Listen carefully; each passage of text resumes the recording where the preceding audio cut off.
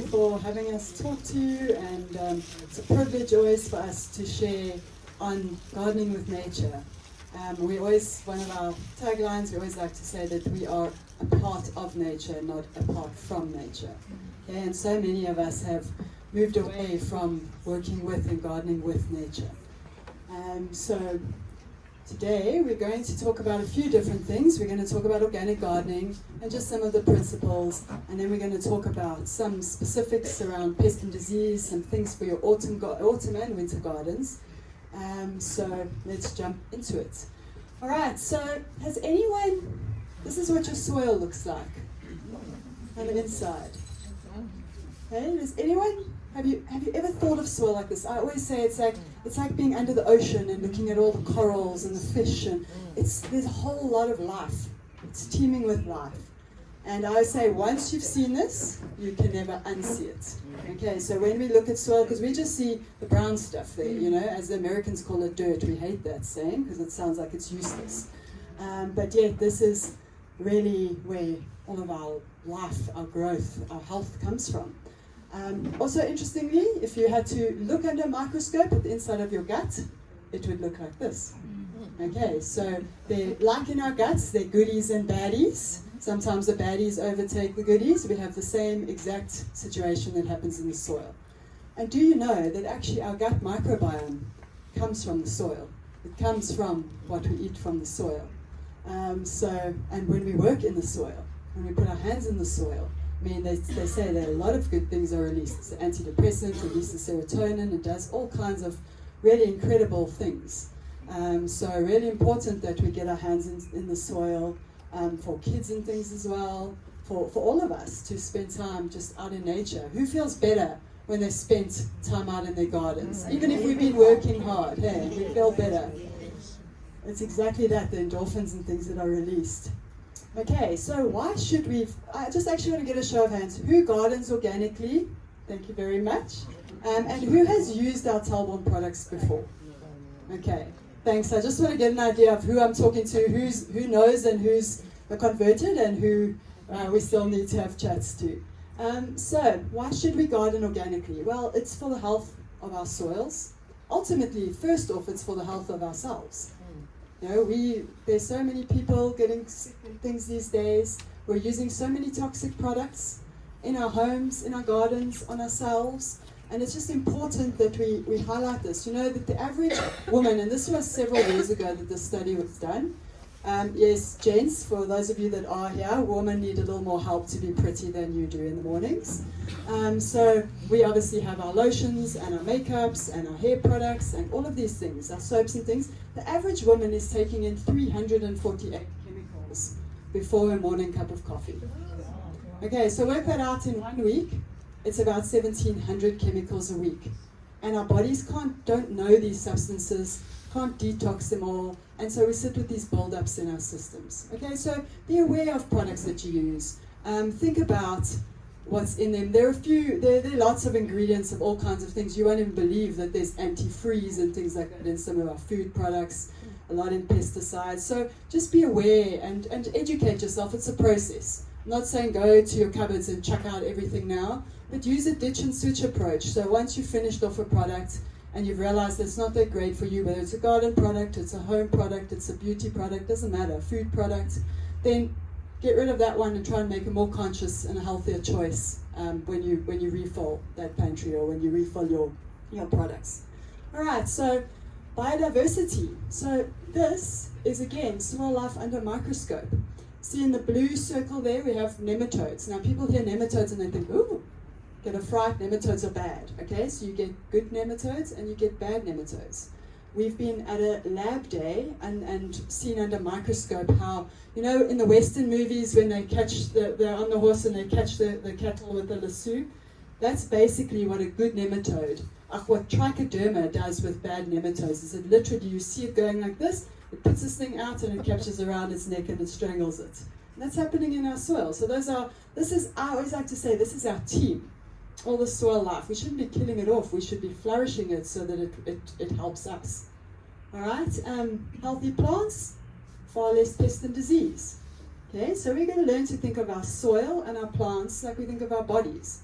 if our bodies have what they need, so if we have good amounts of hydration, we're drinking good quality water, we're eating well, we have a good environment, we have friends and family around in the community, we don't have too much stress in our lives, or we manage it well. These days I think everybody's stressed to an extent, but we've got to learn to manage it. If we do all of these things, then we should be healthy. You know, our immune system should be up. If our bodies get what they need to do what they need, then we shouldn't get too diseased. Okay? Same with plants. Plants are exactly the same. If we're growing healthy plants in a healthy soil, they're getting good nutrition that they need, they're in the right spaces, because we know sometimes gardeners plant, we all do sometimes plant plants in sun when they should be in shady areas, or we see a spot at a particular time of day and think, oh, this is sunny all day, you know, and then we go out, go about our things, go to work, do whatever we do, and don't realize that we haven't watched that spot all day and it's only actually got sun for an hour or two, and then it overshadows, and we wonder why our plants are struggling. You know, so just observation. I always say that's the thing, is to observe nature, to look at what we do. When we see something, to ask why. Why is this happening? Well, we see this happening a lot. What's happening here? And that's how we learn, how we can change things. All right, and then as we talked about healthy people. So just something interesting. Does anybody know where the term an apple a day keeps the doctor away, where it actually came from? Anybody, if you know? Okay, so it was coined in about 1914, when one apple a day gave you all the nutrients that you needed for your day. Now, and this last stat was done in 2015, so we're already 10 years down the line from there, you need 23 apples a day because of the nutrient and mineral decline in our soils and obviously in our food, to actually get that same level of nutrients and minerals. So you can see there, mineral depletion in our soil over 70 years. I mean, we're talking there from 1910 to 2015. Look at that difference. Sorry, I'm just moving a bit so I don't stand in front of everybody.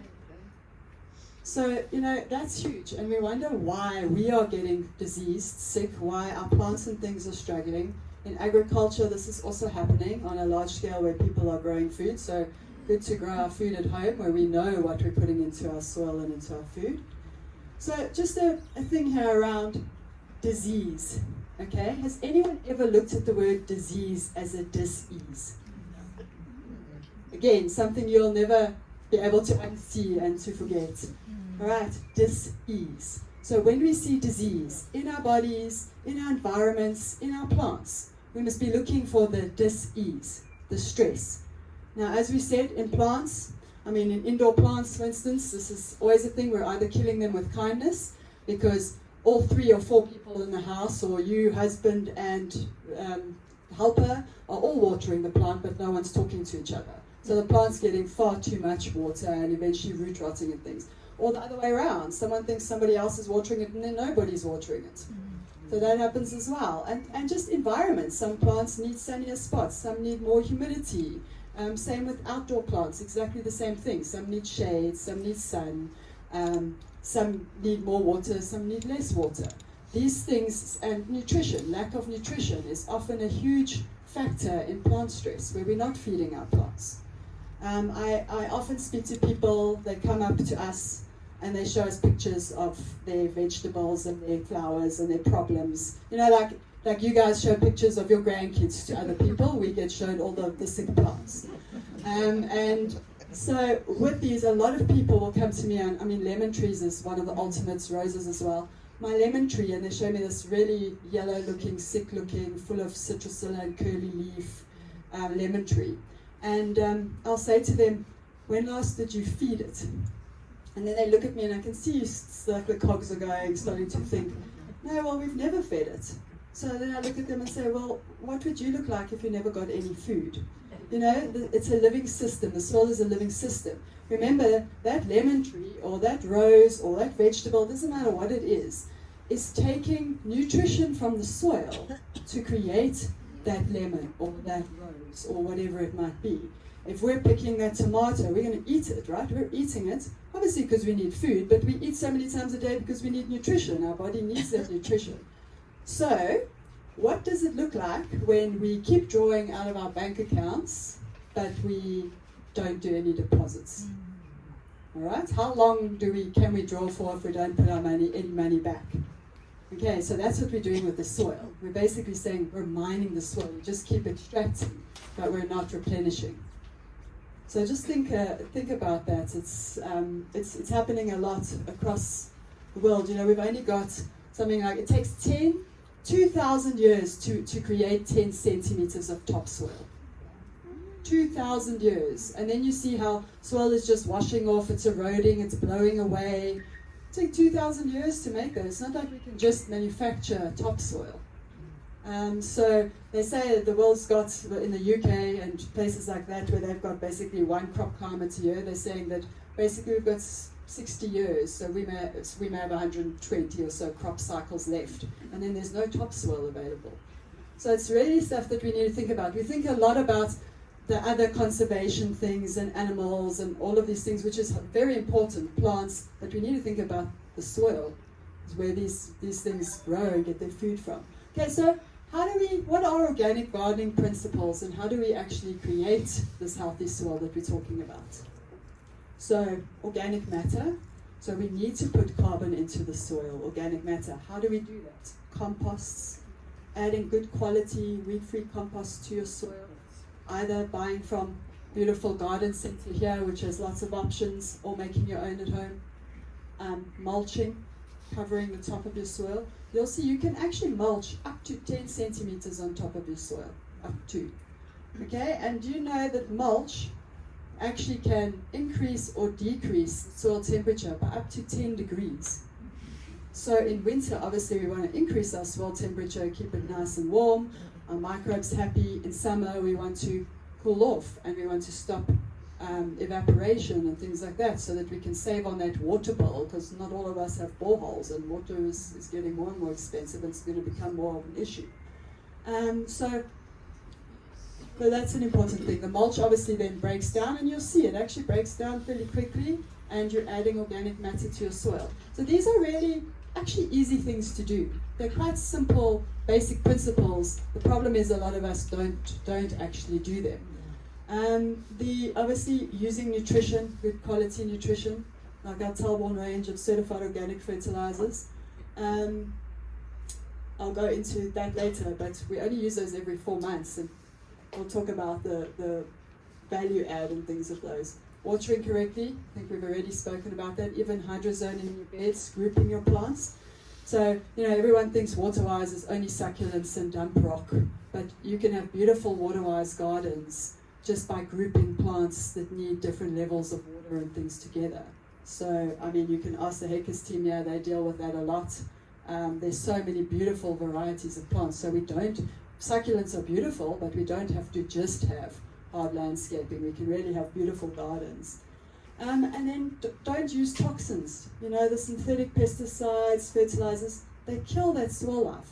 So we often say to gardeners, to farmers, to landscapers, guys, you're taking one step forward and then you're taking 2 steps back by spraying and using the chemicals and things like that. So we prefer that we suggest looking at a whole organic system, and you'll see that as you use it, it's actually very easy. Nature just needs us to do a couple of things and give it what it needs. It does the rest. Right. Into our autumn and winter gardening, and we're just going to go into a few tips here. So, all right, feed your garden to improve resilience. Okay, so plants need food in winter too. Right, we've often been taught, and it is the old-fashioned way from the chemical industries, is that you don't feed in winter, right? Because when you use a chemical fertilizer, it's bound in salt and it's got a fast-release nitrogen. So what that does is, if you're not flooding, that's why you have to water immediately and water a lot, because it burns if you don't. Okay, so in winter, it's obviously difficult to go and flood your garden that's still quite cool with a whole lot of water, and then the plants freeze and things like that. So that's actually where that information comes from. Does anybody know where chemical fertilizers and pesticides actually originate? Where did they come from originally? From the World Wars. Yes, man, that's correct. From the World Wars. So after World War II, What do we do now? We've set up all these big factories. We're producing ammonium nitrate. So people, when you're buying land, for instance, that's lime ammonium nitrate, that's what they use to make bombs. They used chlorine gas and they used fluorine gas and things that are used in a lot of the pesticides and things in gas chambers to actually gas people. And then looked at it and said, what do we do with all these big factories that were making hundreds of millions of dollars, euro, whatever it was, pounds and things back in the day. And basically there were big factories set up in Germany, and they looked at it and said, oh, well, plants need nitrogen, phosphate and potassium, or they need, and so they repurposed those plants into big fertilizer production plants. And already in the 50s, there was a book written by a lady called Rachel Carson. She wrote The Silent Spring. Has anybody ever heard of that?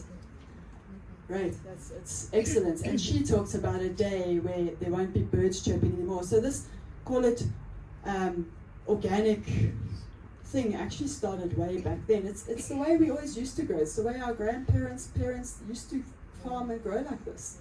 And it's not unscientific. It's actually incredibly scientific working with nature. Right now, the leading soil scientists in the world are finding out that, oh, nitrogen is not taken up the way that they thought. And, oh, they don't even know how many billions of soil life and bacteria and fungi and algae and all is in the soil. You know, in 1 teaspoon of soil, there are more than 1 billion microorganisms.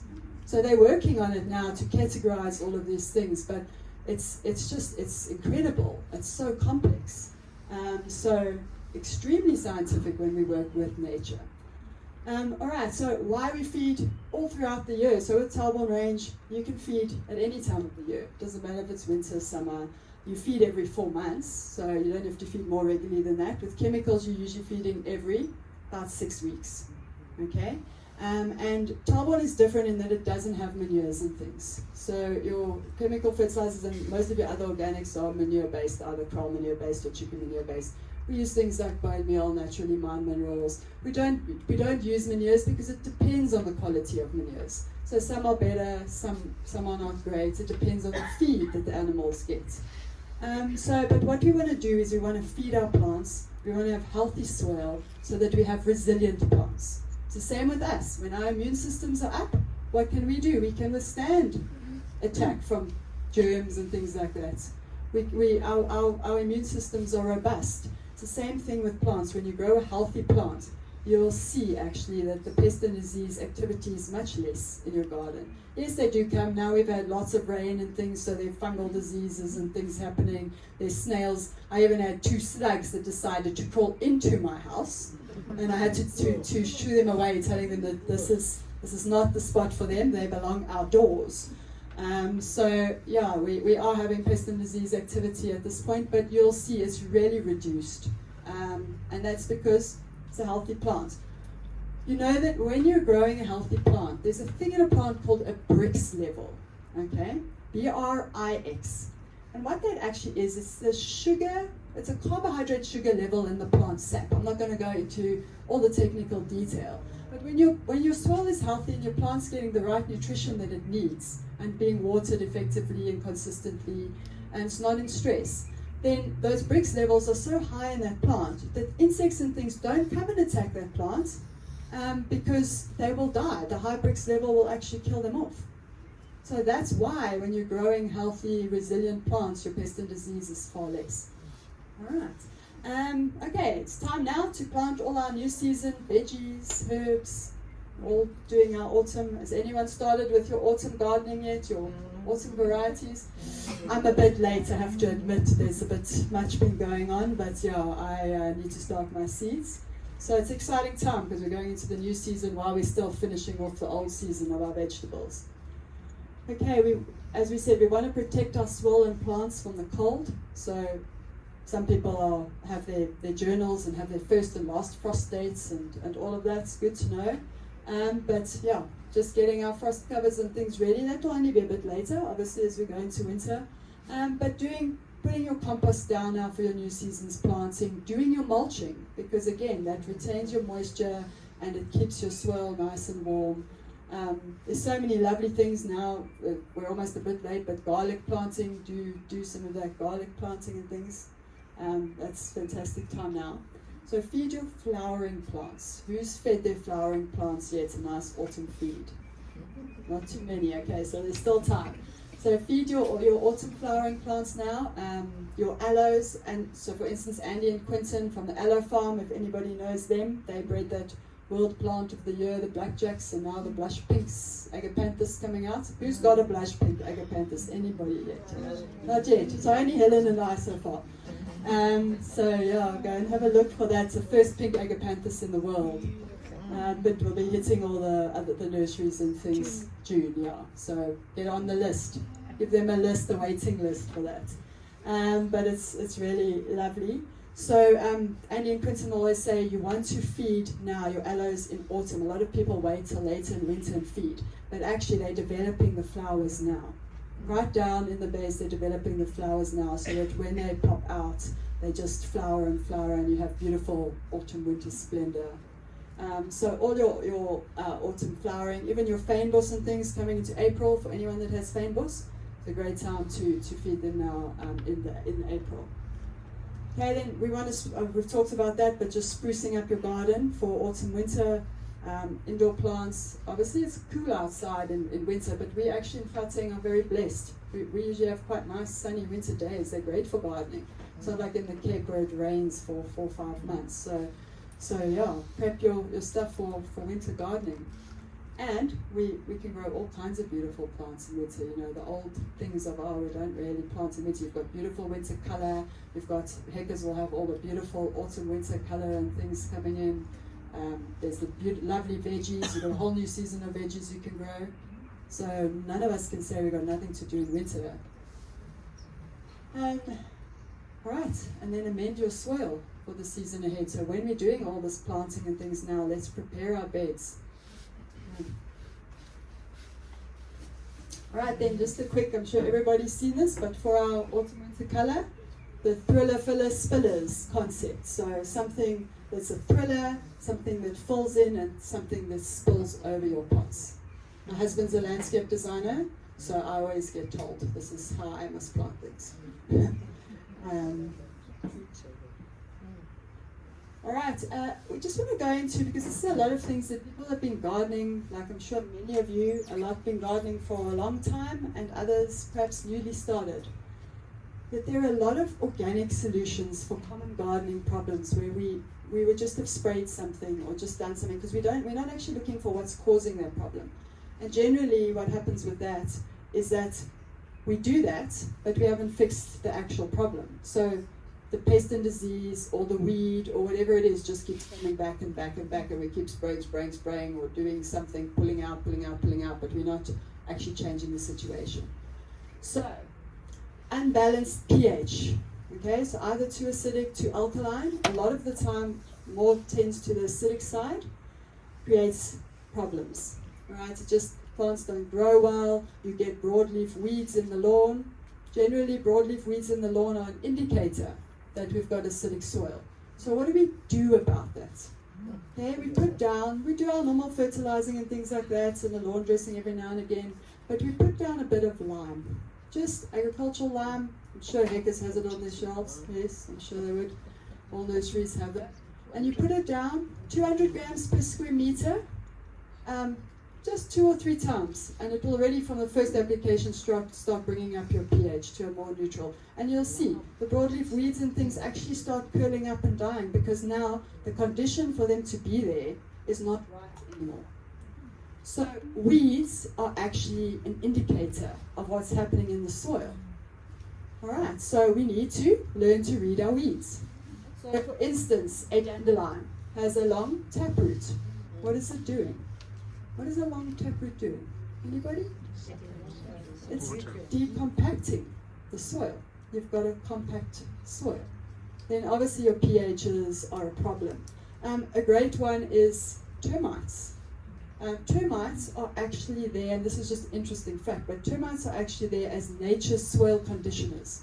So termites you usually find in a situation where there's sandy soils, and they strip off bark of the trees, or they strip off wood off of our foundations, which is not as helpful. And they go and they actually take it down into the soil. They're trying to get organic matter into the soil. So what do? Yes, we may have to unfortunately spray for them. We can try the Pyrol, the Biogrow, the red one standing there, the bottle. But if it's a bad infestation, you're probably going to have to get someone in to spray, and they'll usually use a chemical product. But what can we do to stop them from coming back? Because we might spray them and kill them off, but if the environment stays the same, if you keep that sandy soil, no organic matter, another troop will move in at some point, and they'll start getting to work. So what do? We compost our soil. We put mulch on top of our soil, because they're going to take some of that mulch and take it into the soil. But rather than taking the mulch from the top of the soil than stripping it off our houses and buildings and all of that. So it's really amazing. Schaefer beetles are one that is huge, obviously coming more into the summer months, spring months, summer months. So has anyone ever seen those big white grubs that you get in like your early season compost?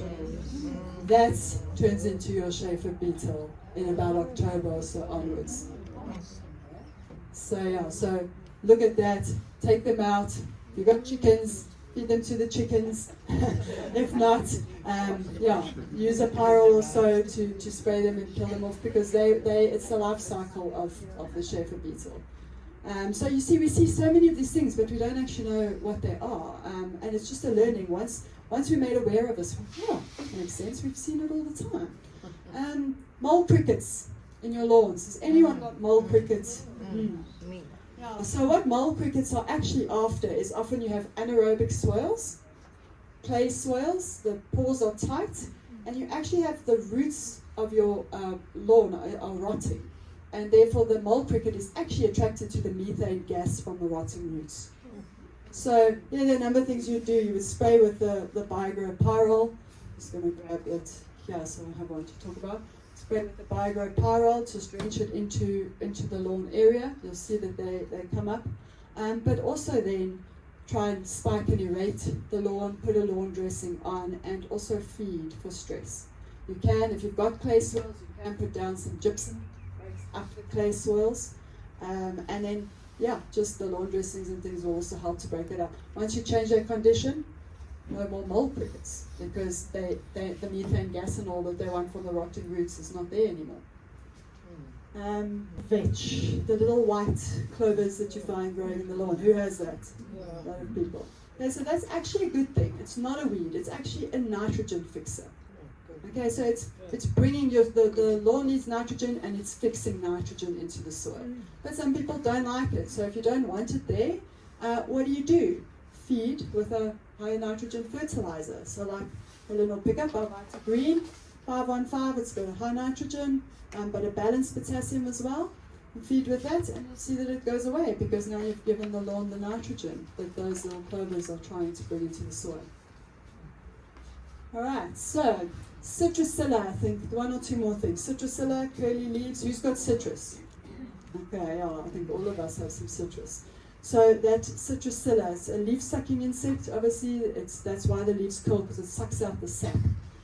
So what you want to do, spray it with some Biogrow Pyrol. Spray on top of and under the leaves, and you follow up 7 days later with a spray, because it's pyrethrin. So we always say this one is what we call the big gun of the Biogrow certified organic range.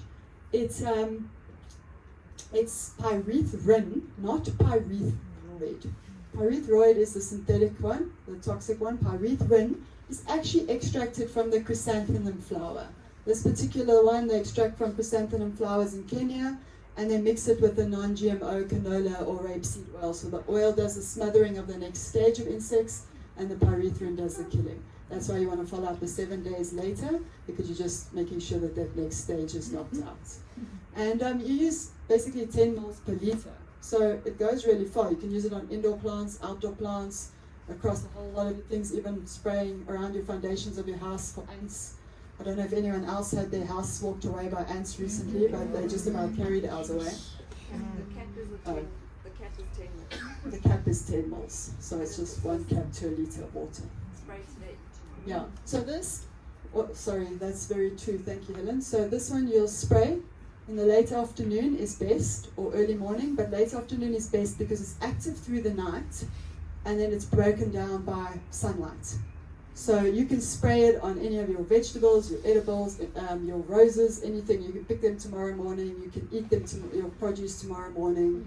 So there's none of the Biogrow products are there like minimum withholding periods, residues. There's none of that. Cutworm or blossom end rot. Who struggles with those things ever? Anyone? Okay. So cutworm is a calcium deficiency in your soil. That's why it comes. So plant with the Biogrow. When you plant your flowering fruiting crops, so your chilies, your peppers, your tomatoes, or anything in your soil, if you're getting cutworm and it's coming to snip off those seedlings, plant with the Biogrow, or you can add a bone meal. This Biogrow has got some bone meal in it as well, because that's very high phosphates and calcium. And that's what actually then obviously fixes that deficiency, and then the cutworms go, because they're there because there's a calcium deficiency.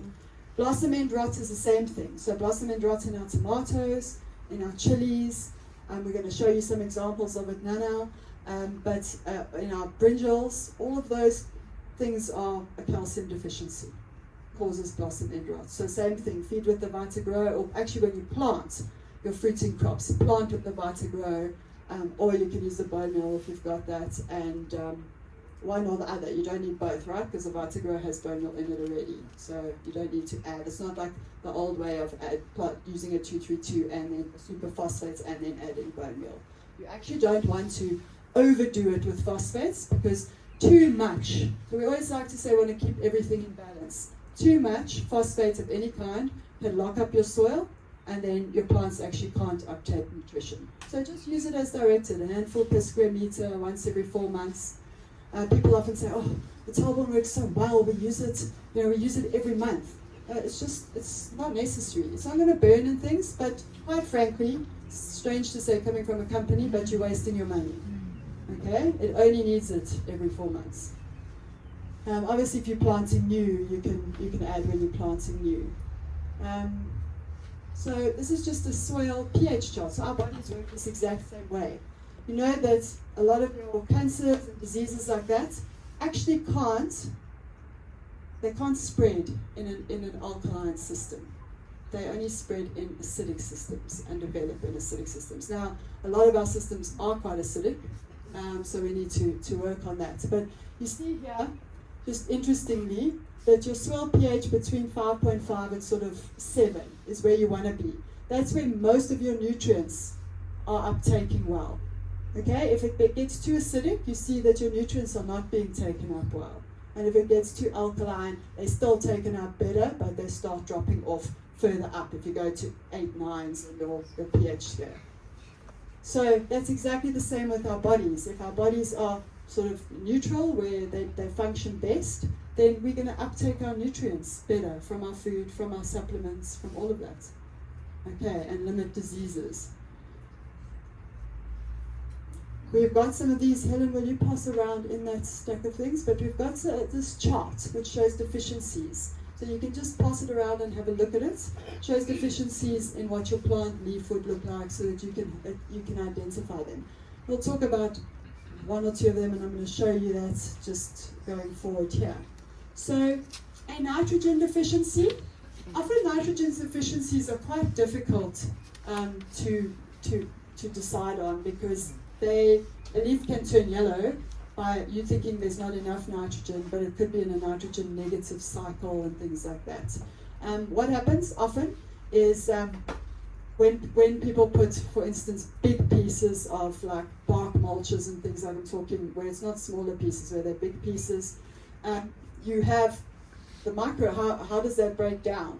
How does any mulch break down? The microbes in the soil actually eat nitrogen to break down carbon. Okay, so your big pieces of mulch and things are your carbon. So if those pieces are too large, the microbes are eating up all your nitrogen to break down all that carbon, and then your plant actually doesn't have enough nitrogen. And then you start getting yellowing and things like that as well. So it can work both ways, but that's how you identify it, is mainly where it starts going yellow and it sort of has some of the green veins. Then on this side, a magnesium deficiency, okay, will often look like that, so yellow and all the veins are green. Okay, important, because Who puts down lots of Epsom salts on your garden? Lots. Okay, no, that's good, yeah. So what we want to do is, Epsom salts are great, okay? Epsom salts, also called magnesium sulfate, are really good. But if you've got clay soils, don't put lots of Epsom salts down on your soil, okay? Because clay soils have got tight pores. You think about digging a hole, the soil pulls tight, there's not a lot of aeration and oxygenation in the soil. So what actually happens there is that your clay soils hold on to magnesium. So they already have enough, they have too much. If you add more, you're unbalancing that soil. Okay, so you want to add your Epsom salts and stuff more into a sandy soil because they've got loose pores, open pores, so they leach out magnesium. So just try and remember that. Sandy soils, we want to put on Epsom salts. Clay soils, we want to be careful of putting on too much Epsom salts. Do you know that calcium and magnesium alone have over 4 to 600 functions in a plant as well as in our bodies? So, you know, if your plant's not getting what it needs, there's 600 functions it can't do properly. Alright, this one, has anyone ever had this? Dry leaf tips, we see it everywhere. Dry leaf tips on our plants. That is actually a potassium deficiency. You see it on clivias, you see it on aggies, you see it on dietes, you see it on tons of different plants. And what that is potassium, which is on a product like a 315, it's the 5. Okay, a 515, it's the N5. So Helen's going to pass this around. If anyone doesn't know what the numbers on your fertilizer bag mean, your NPK is shoots, nitrogen, N, P, phosphate, roots, and K, potassium, fruits. Shoots, roots, fruits. Alright, it's just an easy way to remember it. But what the potassium does is, potassium is a fruiting and flowering boost. Okay, so it does boost flowering and fruiting. It also strengthens plant cells.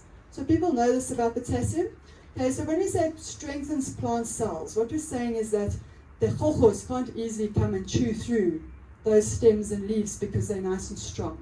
So you feel something, a plant, a leaf that's been grown with good quality potassium, it's nice and thick and waxy. It's a nice, there are yellow varieties of leaves, but if it's something that needs to be green, like a lemon tree or rose, it's got a nice green leaf, waxy leaf. Okay, but what potassium also does is it's a stress relief mineral in a plant. So what does that mean? Okay, and it also regulates water usage. So now when we've had all of this rain, you actually want to be replenishing nutrition with a high potassium product. So either a 315 or a 515. Our lawns, our garden beds, our containers, all of that right now needs potassium because of the massive amounts of rains and things that we've had. What potassium also does is it helps the plant to regulate its water usage. So it pulls water right from the roots to the ends of the leaves, to the tips. If you don't have enough potassium, the water gets pulled halfway and it doesn't get to the end of the leaf and you have the drying off like this. Okay, then just different nutrient deficiencies, what they look like. But just to help us identify, we have to be detectives in our own gardens. That's the blossom end rot I was talking about, the calcium deficiency. And then that, you see it a lot on roses, you see it on a lot of different plants, where they get this purpling reddish color. That is a phosphate deficiency. Okay? So we want to be feeding with a 232 or a bone meal to bring up our phosphates. Our roses shouldn't have tiny little leaves, tiny little red leaves, unless they're the new growth. They should have nice big green leaves, not tiny little red leaves. Alright, as I say, unless it's the new growth. Just for cauliflowers, if anyone's ever seen that or experienced that, it's a boron deficiency, which is a micronutrient. So again, just feed with a balanced fertilizer, organic fertilizer, and you'll sort that problem out. That is our Vita range. So we supply it into farming as well as to your gardens. So the same product goes into bags for both. That's our seedling food. So for planting all of your autumn, winter seedlings coming in, your spring, summer seedlings. You use on this one 2 handfuls, 200 grams per square meter, once every 3 months.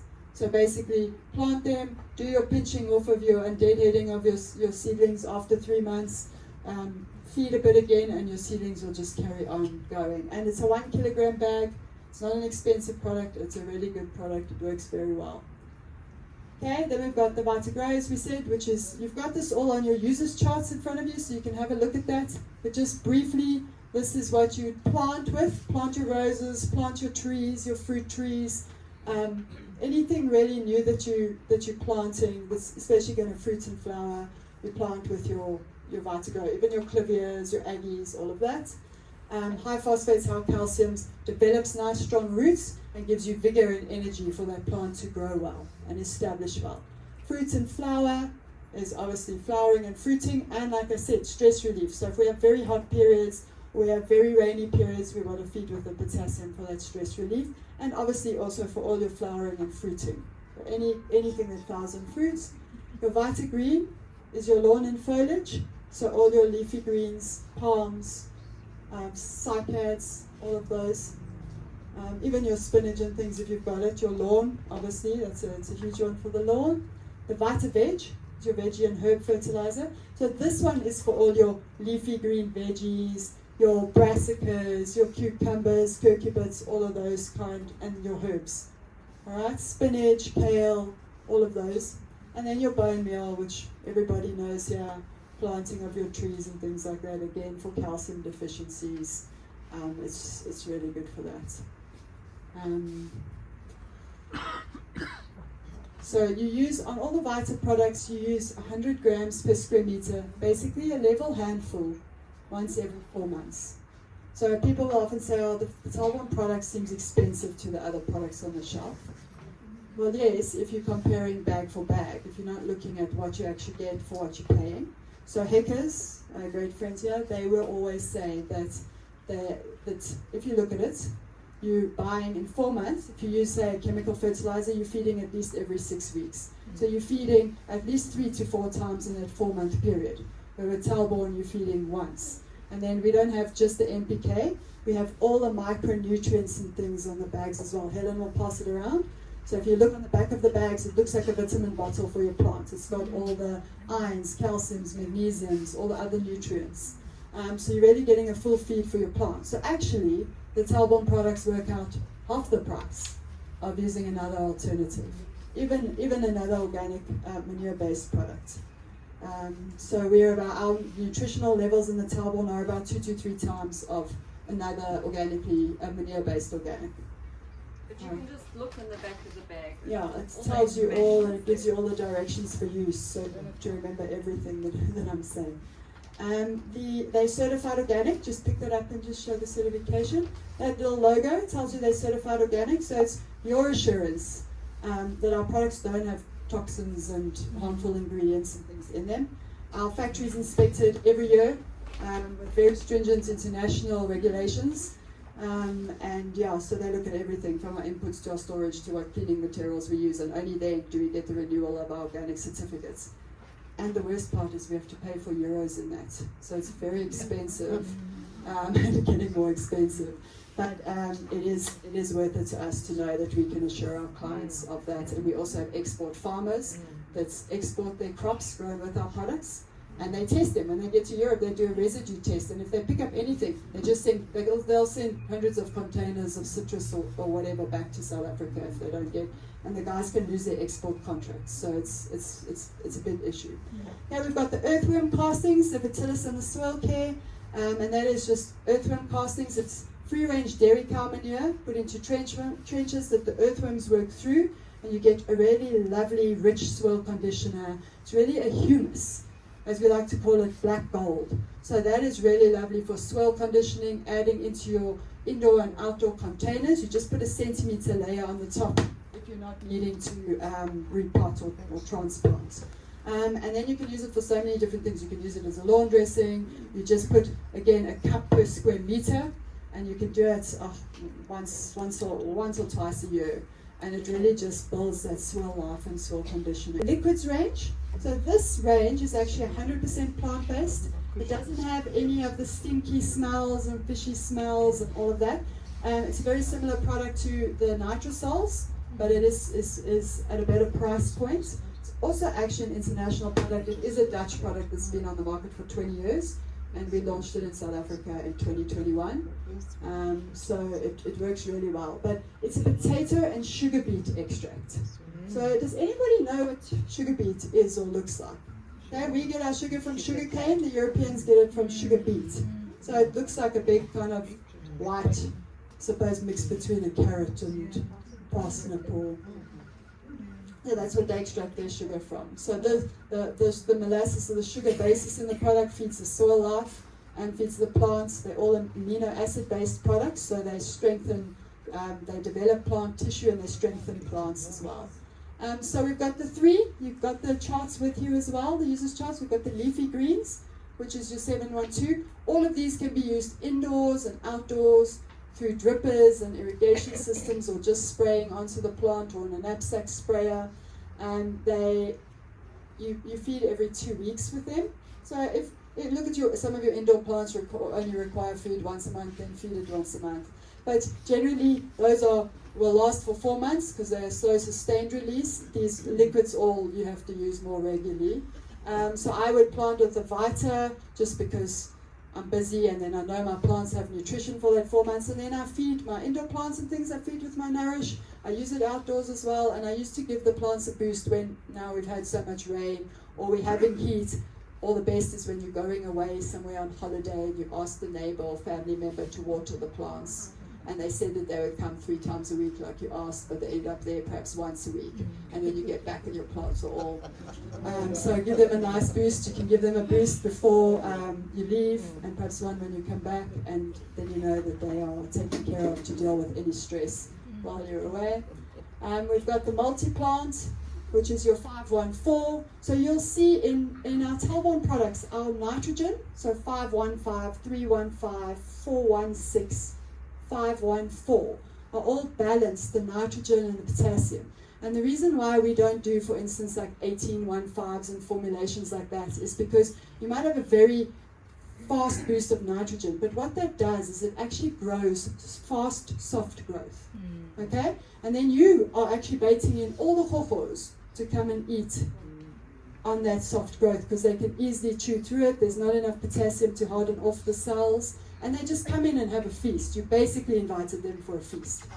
So that's why in organics you'll always find that the nitrogen and potassiums are more balanced. Okay, and then we've got the buds, flowers, and fruit. So that's obviously, as the name says, for all your flowering and fruiting requirements. Again, indoors and out, and nice that it doesn't smell. That's what I told you earlier about the bricks levels. Oh, sorry, Helen, there's a picture of our sugar beets. And the nice thing with the Nourish is you can use it as a foliar feed, so spraying onto the leaves, or as a swirl drench. So if you're spraying onto the leaves as a foliar feed, you're using 5 mils per litre. Okay? Onto a drench, if you're putting in the watering can and you're drenching, you're using 10 mils per litre. So these are the Nourish products here. So the cap on all of them is 10 mils. Okay, so if you're foliar feeding, half a cap to 1 litre water, and if you're swirl drenching, a full cap. And it lasts a long time. So that's 500 ml will dilute to 100 litres. Okay? One more thing about the Nourish is that you need to use it within 6 hours after mixing. So I always say, we as humans always tend to, even as gardeners, always tend to mix too much. And then what do we do with it? So mix and use, and if you need more, mix more and use more. It's not that after 6 hours that your nutrition and things starts breaking down, but it is made from potato extracts, okay? And because we're certified organic, we can't go and put preservatives and things into it. So what will happen from that 6 hours onwards, you start having the breakdown. So it won't start smelling immediately, but after 2 or 3 days, you will have a smell on that potato. And has anyone ever left potatoes in the veggie drawer, gone on holiday and come back? So you don't want to do that. All right. So all our products are pH neutral. Yeah, I use every 2 weeks. I did say so. the Biogrow products, these are very popular at the moment, it's a big demand.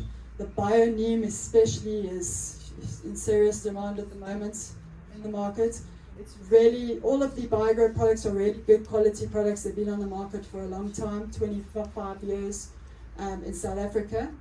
With neem, please, it's just a warning for all of you, make sure that it has the active ingredient as a directin in it. So all the Biogrow BioNeem does, but there are a lot of neems being sold out there that don't have it. So just be sure it does, because if it doesn't have the active ingredients, it's not going to do what you have bought it to do. So just be aware of that, and trust me that as a directin took me a long time to learn how to pronounce.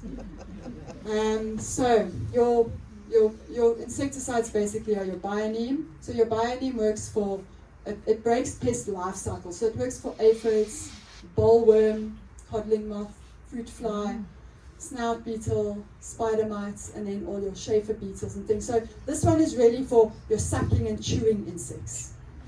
Okay, so it works very well across the board.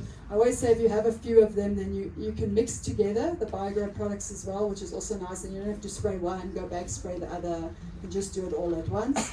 The Pyrrol is your, as we said, your big gun, the one that's the extract from the chrysanthemum flower. This is for all your bad infestations, so aphids, Australian bug, red spider mite, as I said, even your ants, anything that's got a bad infestation. You can spray your mole crickets and things. This is the one you would drench that area with.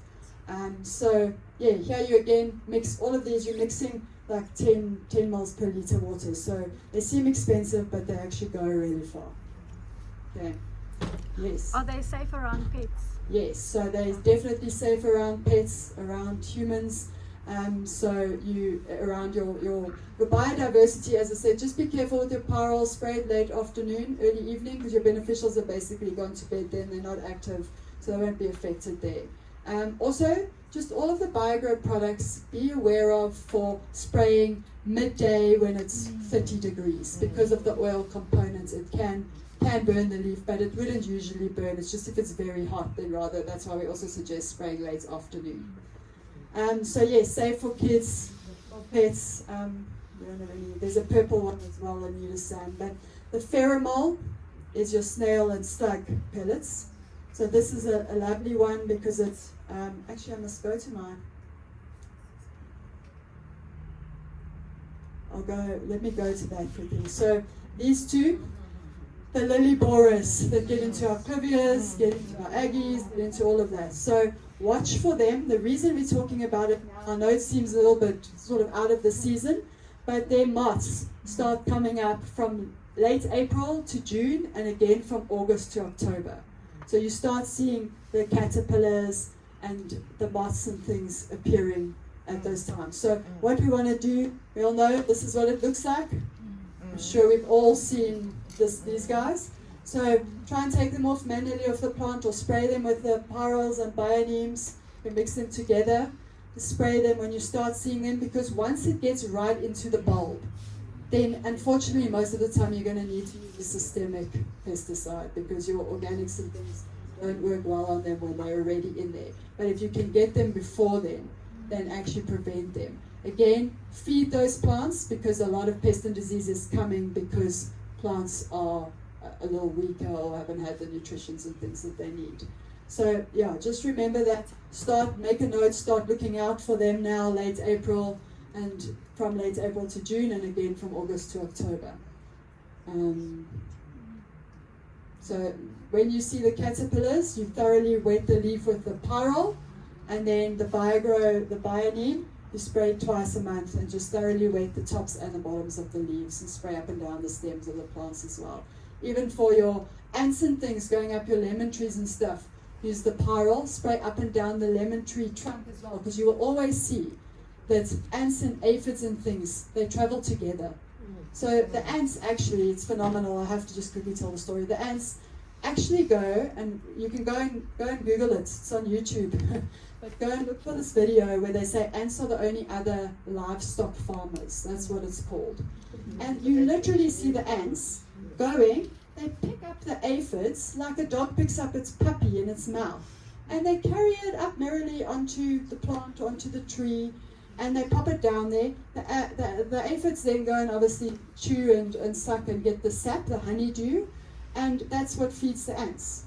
So the ants are basically farming their food with the aphids. Then when the rain, if there's rain and things coming, it's phenomenal. You really have to see this. When nature's incredible when we actually understand and we look at these things. When the rain is coming, they go and they pick up the aphid and they carry it, this ant now, and tucks the aphid under the leaf to protect it from washing off the plants. And even more so, they take the mommy aphid and they put it on its head, on their heads, and they carry it up so that it can't be damaged at all because it's carrying all the eggs for their food supply. Yeah, so it's really phenomenal. Yeah, you should. It's really worth seeing. Fungus, we've had a lot of fungal disease, obviously with all of the rain. So your copper soaps, there's another one I'll show you. It's the yellow there, this yellow one here. So this is a plant immune, this one is a plant immune booster, the yellow, the fighter. Don't know if we have it in stock at Heckers or not, but if people want it, can always be ordered. But that's an immune booster. It just really gives the plant a nice boost. The copper soap, this one, is the antifungal.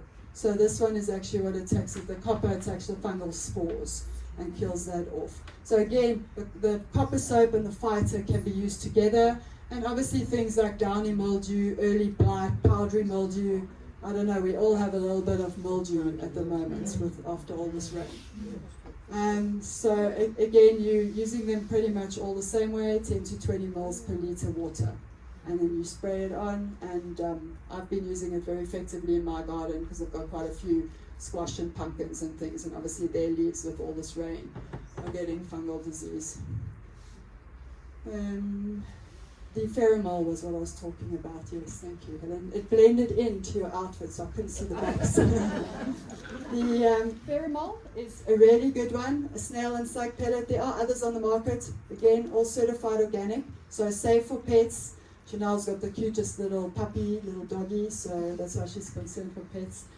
Safe for pets, safe for kids, safe for birds and things to pick it up. What it really is, it's a piece of pasta.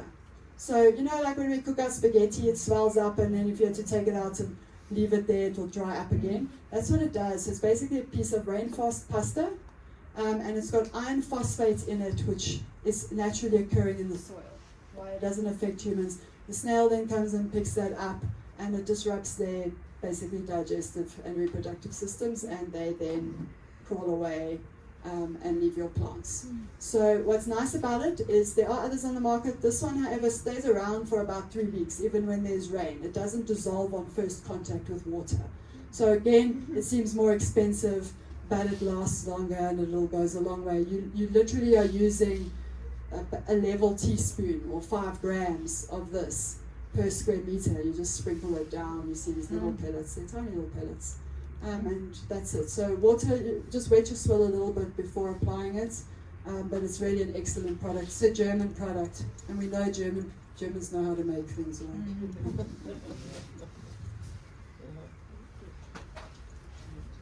And then we've got some other products. There's a Sea Bricks, which is like a kelp-based, seaweed-based product, so for your vegetative growth. There's this Integrate product, which is a water-saving product. You water it in with a watering can. This is the only one that's not certified organic, but it is environmentally friendly. And it just helps, they say it saves up to between 30 and 50% water, because it helps to disperse the water across your root zone and also bring oxygens and things into your root zones, which helps plants grow better, more oxygen, more they grow. So just Biogrow, they're scientifically proven, they're made from natural biodegradable ingredients, not harmful to the environment, certified organic, chemical and toxin free, won't contaminate soil or underground water or affect your soil organisms. So obviously it's assisting insect and disease management, and it's suitable for both indoor and outdoor, and doesn't affect kids, pets, or the environment or biodiversity. Just trying to pull through. You see there's a little doggy with the pheromone. So your snail, just there it said it dies within 3 to 6 days of scattering the pheromone. And then just for us to end it off, the quotation from The Secret Life of Compost sums it up as follows. The study of history and civilization shows that those that took care of the soil survived, while those who mistreated the soil didn't. Okay, it is really important that we look at that. And I just want to end off with one last thing to say that back in biblical times, when I wanted to, for instance, take out Helen's village, I would go and salt her land. And she would have to pick up her village and move to a new piece of land so that she could grow her own food, because obviously it couldn't just pop down to woolies or to chickens or whatever. And we as gardeners and farmers, a lot of you are now organic gardeners, been growing differently, but a lot of us for decades have actually been salting our own land. When we add too much salt to soil, it makes our soils infertile. So just something to think about. But thank you everybody for your time. Sorry, I know we have gone a little over time. Appreciate it.